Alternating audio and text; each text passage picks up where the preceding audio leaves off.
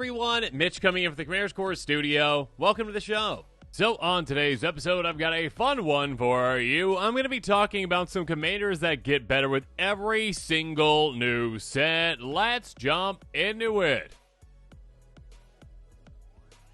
First up, Yarok the Desecrated, the OG Panharmonicon commander, one that says, hey, you know what's going to happen? We are getting double ETBs. A 3/5 elemental for 5 mana in Saltai, a commander that will make your opponents maybe a little bit salty once you get so much value out of it. Death Touch lifelink. If a permanent entering the battlefield causes a triggered ability a permanent you control to trigger, it happens in additional time. Basically, Panharmonicon, but again for everything, not just with Panharmonicon, creatures and artifacts. That being said, yeah, the vast majority of your stuff when it comes to triggering might be creatures. It just depends on the kind of deck you build around this. So, a couple things with this one. Being able to essentially go in a lot of different directions is huge for this type of a commander when it comes to its playability and its, well, just absurd amount of cards that come into factor with every single brand new set. And here's the thing. ETBs are not going away anytime soon, or basically ever. Essentially, ETBs are here to stay, and because of that, well, this commander always has a new supply of cards coming in. You can always make additions, you can make adjustments, you can make changes for your amazing Yarok deck. And again, if you're going in, well, like a landfall-y type direction, of course, yeah, Ramp is also here to stay. Ramp is going to be supported pretty much in every single set when it comes to land ramp. So, yeah, we are going to be getting a lot of cards in the future that are supporting this. Essentially, pretty much guaranteed, I would say, every single set. You've got cards to pick from and say, yeah, you know what, that could actually fit here, that could fit here, that could fit here. And of course, with it being a 3-color commander, a lot of cards to consider. On the other end of things, Teysa Karlov, the Death Harmonicon commander, the opposite of Yarok in a way, is also here to stay for a lot of reasons. A 2/4 Human Advisor for 4 mana and Orzhov. If a creature dying causes a trigger ability a permanent you control to trigger, it happens in additional time. And by the way, creature tokens you control have vigilance and lifelink. Basically, Death Harmonicon, doubling up your death triggers. And yes, also for some reason, they need to add like, hey, yeah, your creature tokens also, you know, get vigilance, lifelink, whatever. Cool. I mean, obviously that can be very impactful. And of course, you literally could just build a deck around creature tokens with Teysa Karlov. That being said, Aristocrats is such a potent kind of strategy, and one that is amazing with this commander. And of course, the different pieces of Aristocrats are always showing up in new sets. You've got, you know, your Blood Artist-y type effects. I mean, it seems like we're getting a brand new Blood Artist like every other set, basically. Any kind of a creature that essentially says, hey, when you have a creature die, you get this trigger. Cool, good for you. Obviously, that pairs really well with a commander that doubles that up. That being said, on top of that, some of the other factors that come in an Aristocrat-style deck are, well, creature fodder. Yeah, you've got creatures that can keep coming back. You've got a lot, of course, of creature tokens, creature token generators that are coming in new sets as well. And yes, sacrifice outlets, or at the very least, ways to sacrifice creatures. So yeah, again, with all these different elements swirling around, with every single new set, you definitely have a lot of new cards to pick from for this type of commander. And again, if you just want to go like all creature token strategy, yeah, we're getting creature tokens in sets too. So Teysa Karlov is definitely a commander that is set to succeed in the future as well. Let's take things in a different direction though with Miirym, Sentinel, Wyrm. This is a 6/6 Dragon Spirit with Flying and Ward 2 for 6 mana in Teamer. Whenever another non-token dragon enters the battlefield or control, create a token's copy of it, except the token isn't legendary. Basically, if the dragon is legendary. Yeah, this is an insanely powerful commander. Here's the thing. Dragons are, in my opinion, one of the most supported creature types in all of Magic. And it seems like, especially over recent years, Wizards has gotten a bit ridiculous with this, where they just keep pumping out insanely powerful dragons to the point where Miirym players are like, this is crazy powerful, but like, can I slot it in the deck? Because like, I've got absurd amounts of crazy powerful dragons. And also, again, like, in certain sets where you wouldn't think there'd be a dragon, like, in even Bloomborough, they're like, yeah, there's a dragon bird. It's a dude, yeah, or whatever, I don't know, it's a dragon. Sure, okay. Yeah, it seems like they're just, like, putting dragons into sets where maybe they don't even belong because they're like, well, magic dragons, okay.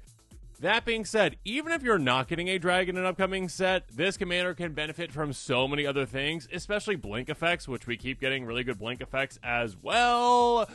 this commander is benefiting from a lot of support. Again, it's got a great color combination, and of course, there's a lot of other avenues to victory with this one. Again, over the years, it's getting so much support. Yet another commander that goes about things in multiple directions, which is definitely something when it comes to not future-proofing a commander, I would say, but yeah, I mean, kind of in a way, ensuring that you're going to be getting a supply of new cards that help this commander out. The Necrobloom is a great example of that. A 2/7 plant for 4 mana and Abzan. Landfall. Whenever a land enters the battlefield under your control, you make a 0/1 plant. Oh, how cute. If you control 7 or more lands with different names, you make a 2/2 black zombie creature token instead. Oh, how cute, I guess. Land cards in your graveyard have Dredge too. Now, here's the thing again. This is a combination of a lot of things. I mean, again, this is a landfall commander. We already talked about how, well, yeah, green always got to be getting green cards like ramp. So we're going to keep getting better ramp resources over the years, of course. So there you go. That's great. Get more lands into play. Get more tokens. We also have token benefiters too as well, like, token doublers, token triplers. Absolutely insane. So yeah, we keep getting those kinds of cards. Also, again, plant tribal? Sure, not really. But zombie tribal? Yeah, most definitely can be a thing with this. So yes, we keep getting more and more zombie support over the years as well. Again, one of the most supported tribes of all time in Magic, an iconic tribe in Magic. And on top of that, when it comes to, well, again, land cards in your graveyard have Dredge too. Yeah, again, graveyard reaction, graveyard, recursion with this kind of stuff. Being able to just actually benefit from your graveyard, being able to get more things in your graveyard, being able to tutor things in your graveyard. There's always these types of new cards coming out that work with graveyards. And yeah, you can do a lot with that. Or you could just, get some new tutors because there's tutors up there and go get Gitrog and have fun with your infinite combo shenanigans. But yeah, the Necrobloom is definitely set up to succeed. Moving on, Prosper Tome-Bound, one of the most successful and most popular, precon commanders of all time, and for good reason. A 1/4 Tiefling Warlock with Death Touch for 4 mana and Rakdos. Beginning of your end step, exile top card of your library. To the end of your next turn, you may play that card, or play a card from exile, create a treasure token. Here's the thing. This is a commander that was, perfectly situated for when it came out, and just an explosion of support for it. This is a commander that says, hey, you know what? I care about 2 things. Well, okay, maybe Death Touch too, sure, why not? But I care about mostly 2 things. Playing things, again, from exile, which is Impulse Draw, which this actually gives you Impulse Draw. And, of course, we're getting more and more Impulse Draw type cards, ways to play things from exile, different mechanics to play things from exile, etc., etc., etc. And on top of that, treasures, which, again, have exploded in support over the years. And we've got cards that interact with treasures. We got cards that make treasures more valuable, give you more mana, etc., etc., etc.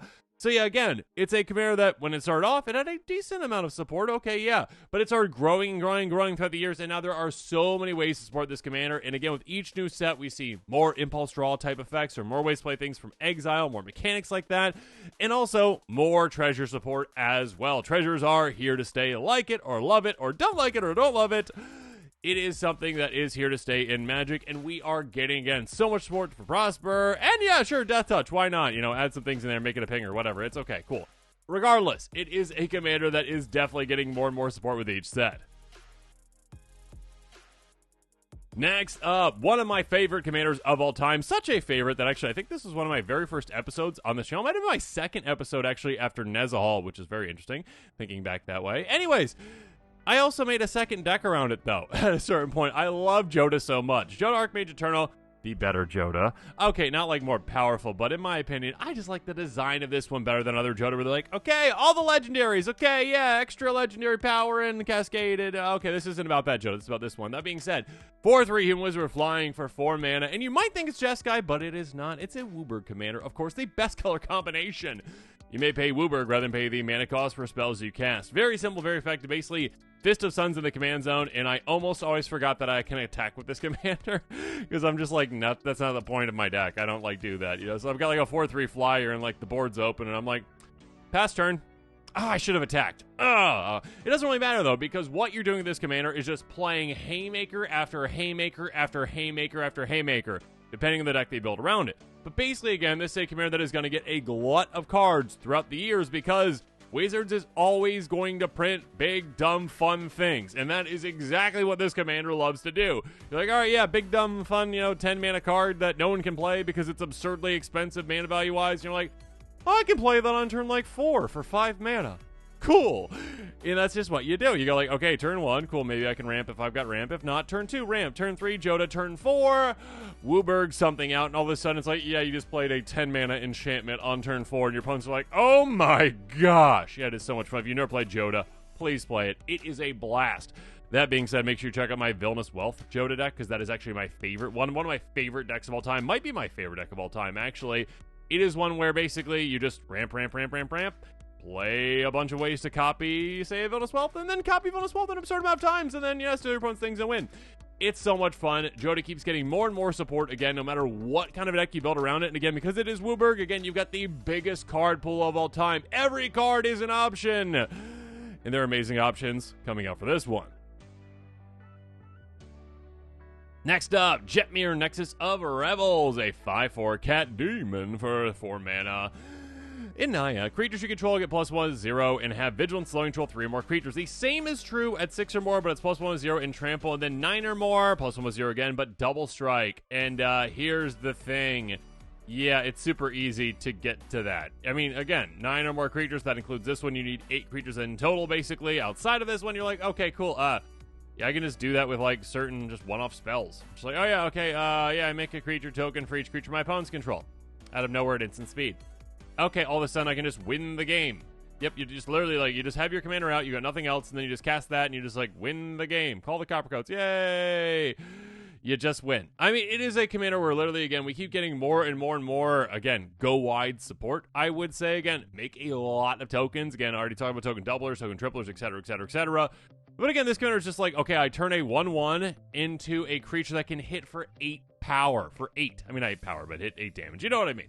4/1 with Double Strike and Vigilance and Trample. Gross, disgusting, amazing.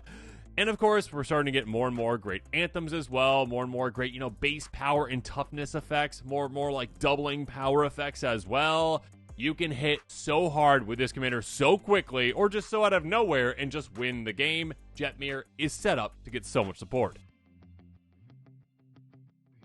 Speaking of tiny creatures, Ezuri, Claw of Progress absolutely loves tiny creatures. A 3/3 Elf Warrior for 4 mana in Simic.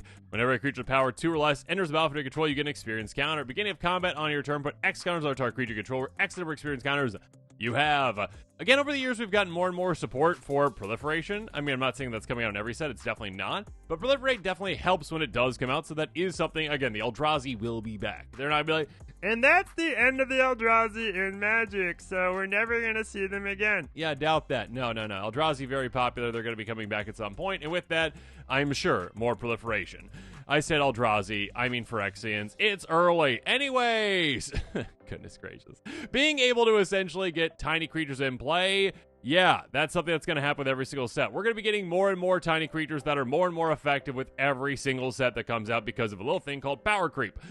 And because of that, again, you're starting to get like, oh yeah, okay, it's a 1-mana creature, but it's also evasive, and it has all these other things going on, versus back in the day, it was like, oh my gosh, it's a 1/1 flyer for 1 mana, and there has to be a downside to it. No, these days, it's like, okay, yeah, you get all these other pieces of, again, benefits that just happen to come along with it. And of course, we've got more ways to, help with counter support, more ways to help with combat, more ways to help with getting through. This commander is set up to succeed, and with every single set, again, there's going to be tiny creatures that can help out, and a lot of tiny effects that can help out too. Moving on, Alela, Artful Provocateur, a 2/3 Fairy Warlock for 4 mana in Esper, Flying Death Touch, Lifelink. Other creatures you control with flying get +1/0. Whenever you cast an artifact or enchantment spell, you get a 1/1 blue fairy creature song with flying. Here's the thing about this one again. When it comes to commanders that are set up to succeed in the future, and again, get support in the future, a couple of different factors. And again, just depends on the commander, but for the most part, the more colors you have, obviously, the more cards you have to pick from, obviously. And also, commanders that aren't just in a single lane too as well, obviously have a benefit, have an advantage over ones that are. Because this one says, hey, you know what? I'm going a couple of different directions. I mean, number one, you literally could just go Fairy Tribal if you want to. You can go Flying Tribal. Or you can just go Artifacts or Enchantments or a combination of both. There's a lot of crazy things that you can do this. I mean, you can even go like Storm with Artifacts too with this. And that can be incredibly deadly, incredibly effective. You can also just go straight up Anthems. You're just like, okay, chuck all the Anthems that are Artifacts and Enchantments into one deck, and there you go. This is a commander that, again, has a lot of avenues to victory. A lot of different ways that you can build around it. And with that, well, again, a lot of different opportunities, and a lot of different new cards that are coming out that can help it. It's got so many different directions, so many different ways that can help it. I mean, I'm sure that there are Voltron even versions of this where it's like, yeah, okay, artifacts, enchantments, those include, of course, auras and equipment. And I'm just like, yeah, I've already got Flying, Death Touch, and Lifelink on a commander. Yeah, let's pump up Alela and hit hard, all while having an evasive army as well to back me up too. You can go in so many directions with this one. It is so set up to succeed. And finally, an oldie but a goodie, Animar, Soul of Elements, a 1/1 elemental for a 3 mana in-teamer. Protection from white and from black. Whenever you cast a creature spell, you get a counter on it. Creature spells you cast cost 1 less cast for each counter on it. Here's the thing about this one. First of all, it's gross, it's amazing, it's disgusting, it is so incredibly powerful, and, well, it protects itself, and there are certain opponents that literally can't even deal with it at all throughout the game, which is amazing. And on top of that, of course, when it comes to future support, well, Wizards is going to keep printing creatures. Yeah, of course. I mean, that's the thing right there. Like, this one just literally has such an absurd card pool to pick from, basically, of effective cards for it, because it is 3 mana, or sorry, 3 colors, I should say. It's also 3 mana. But again, you have a card pool of an absurd amount of creatures go with every single set, like a brand new, just giant stockpile of creatures come out that are options for it. And of course, over the years, we are getting more and more and more artifact and colorless creatures that, again, this works really, really well with because it can reduce their cost down to essentially nothing. So yeah, being able to have a bunch of free creatures that you can play with a bunch of amazing effects, whether those are Eldrazi or just giant artifacts as well, you can do so many exciting things. And of course, like I mentioned earlier, a lot of counter support coming out as well. Again, proliferate support at some point when the Phyrexians come back, but there you go.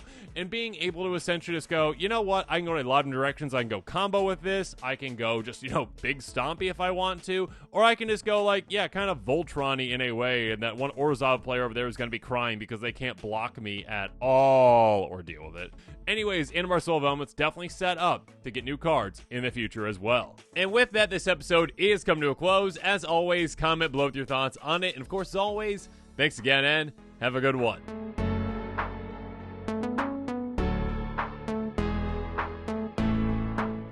This show and episodes like this one are possible thanks to viewers like you. If you're looking for an easy way to help support this show, make sure that you like, share, and subscribe. Also, hit that bell notification icon so you don't miss any new episodes. You can also go check out our playmats and other merchandise at thecommandersquarters.com. Another easy way to support this show is with our TCG player affiliate links. So whether you're buying a deck or individual cards, you can use this general link right here or one in the description. And the final way that you can support this show is by supporting us directly by becoming a patron. There are many benefits to being a patron, and I truly couldn't do this without all of their support.